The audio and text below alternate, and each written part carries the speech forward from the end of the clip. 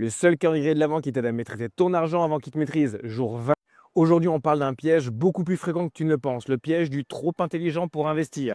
Hier, on a vu que même un bon outil comme le PEA devient dangereux s'il est mal intégré dans une stratégie globale. Aujourd'hui, on va voir pourquoi certaines personnes ne passent jamais à l'action alors qu'elles comprennent très bien les enjeux financiers.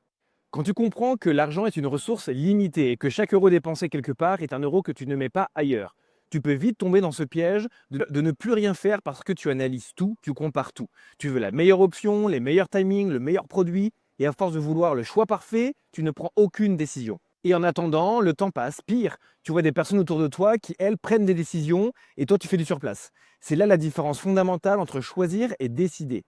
Choisir, c'est chercher la solution idéale. Décider, c'est avancer malgré l'incertitude avec une vision claire. En matière d'investissement, ne pas décider, c'est déjà une décision. Et souvent la pire, parce que le vrai risque, ce n'est pas de se tromper. Le vrai risque, c'est l'immobilisme.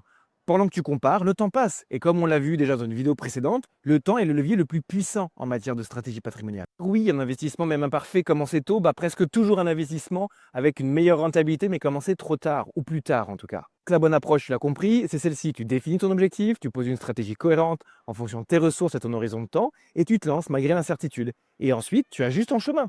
Car une stratégie patrimoniale, c'est un processus vivant. Tu l'as compris, la clarté vaut mieux que la perfection. La décision vaut mieux que l'inaction. Ok?